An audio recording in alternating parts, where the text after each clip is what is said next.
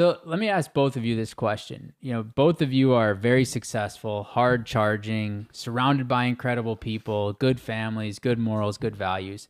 You're still met with hard days. You're still met with challenging days.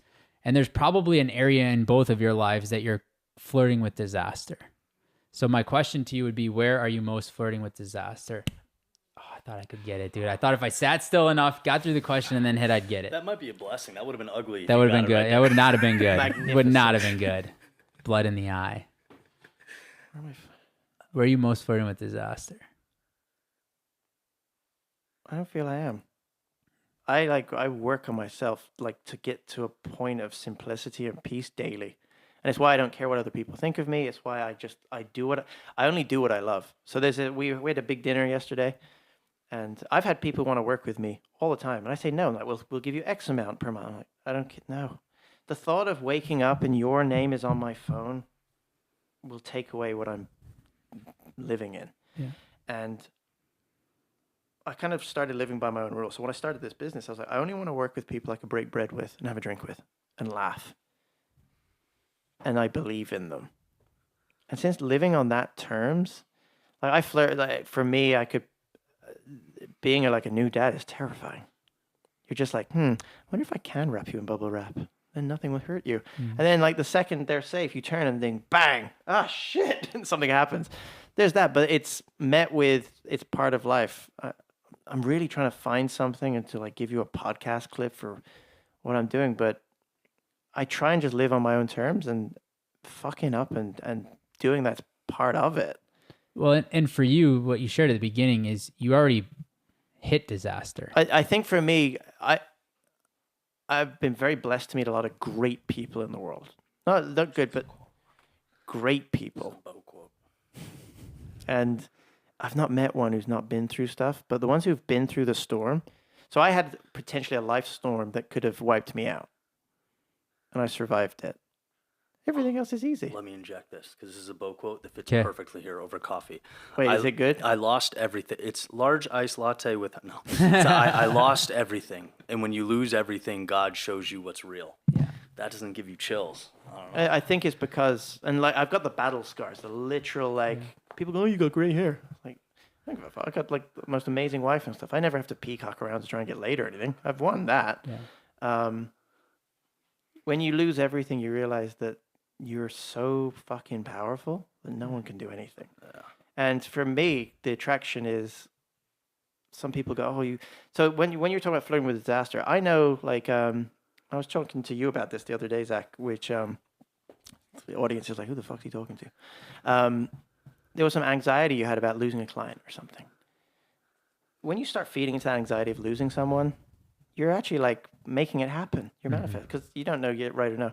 I have no problem ever not working with someone, because one, we met on phenomenal terms, and it will never ever end on bad terms, because I live to serve, and my goal is for them to win. It's like with us when we work, I just want you to win. And I can be like, I know that your team get emails from me and they're like, this guy's an absolute prick, but my outcome is I just want them to win. Yeah. We all win. And like, you have an amazing team, and what it started from you going, I have an idea to build a brand and what we're going to do. And then your team jumping in being like, cool, this is very new to us, but let's do it. It's so incredible. And like, I love what these guys do, but I don't fear losing money. I don't fear losing anything. Health, yes. I'm worried because my dad's extremely ill. He's got terminal 4 lung cancer. He did everything right. Never drank. Ate super clean. Worked out everything. Never smoked. And God's like, nah, you're going to get this card. And then you're like, so I can live I can read every book that everyone's like, I can go vegan. I can go carnivore. I can do all this stuff. I can be a good person. And I'm still going to get a shitty hand. Oh, then just enjoy your life. There's nothing you can do. That's powerful. I mean, you can try and insulate yourself from it, but sometimes life has a say. And I had a friend, he's kind of joking, but he was like, you're always 3 decisions away from being an 8-figure millionaire. And you're always 3 decisions away from being on the street addicted to opiates. And I'm like, well, that's one way to put it, right? I mean, we do our best to maintain control, but again, life has a say. I think for me, I don't know if disaster is the word, but because I love what I do and I'm so invested in it. You know, there are times where it just consumes me. Like it's good to be deep in what you do, but sometimes like too deep. And it's not like I'm communicating with people all the time. Like I can insulate myself to write, create, record, and days go. I had an assistant come in like last year into the studio, and I've been up all night. And he walks in, first thing he says, he's like, "Dude, go get in the shower." And I'm like, "Yeah, I've just been in my own world." And so for me, I'm not necessarily advocating balance because I want the scale to tip in favor of what I love, but it's like reminding myself to make time for my family and friends and the people that mean the most and step, into joy. And, we're talking earlier, like it doesn't all have to be suffering and it all can't be. So it's like giving myself grace to live. And I think maintaining that balance, I'll put it this way, I'll put it in the negative. When I don't maintain that balance, I tiptoe towards something that's not ideal. Right. Yeah. Right. Here's a really cool thing. I think we spoke about this as well. I convinced myself, and my wife does this as well, and I think it's how we've navigated life for the last 12 years.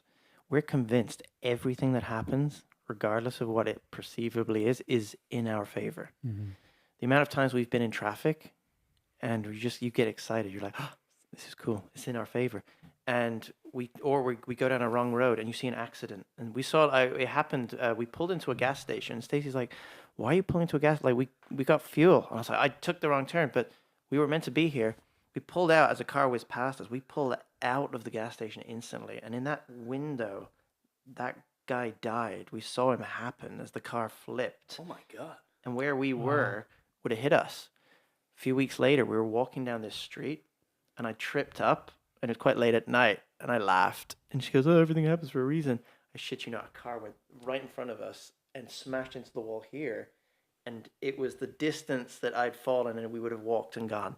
These are just like extreme examples. But if you convince everything happens in your life, we were on the tarmac for 2.5 hours the other day, flying here from Heathrow. I loved it. I was like, I'm going to get to, in my head, I was like, I have no idea what this means, but I'm going to benefit from this. And I did. I got through customs in seconds. I got an extra glass of wine on the plane. I got to watch a film. That's pretty cool. Yeah. So if you're convinced that everything happens in your favor, even if the projector of life is like, this is horseshit, like even with my dad's thing,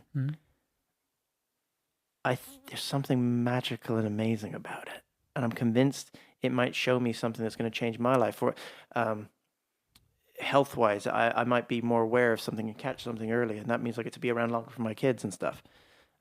If you're convinced everything happens in your favor, there's no one can tell you you're wrong, by the way, because another great phrase, I hate being like a quote machine, but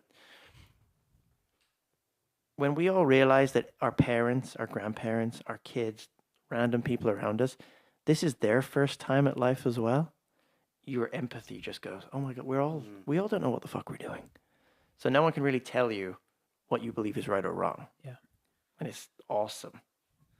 That's so powerful. Yeah. Everyone's trying their best. Yeah. And if you honestly believe that, even when someone's being an asshole to you, they're not being evil. They think they're doing what's best in that moment. Yep. Because they love something and they're trying to protect it or they're scared. My God, this empathy, I think empathy is a superpower. If you can put yourself in someone else's shoes and realize that they're just a scared little boy or girl as well, and they're just at you, you go, oh, dude, what? Like it's a shortcut to get through all the bullshit, and it makes life so much more beautiful. And when you meet people who are just doing their best, we're all the same. We just have different industries, but that's it.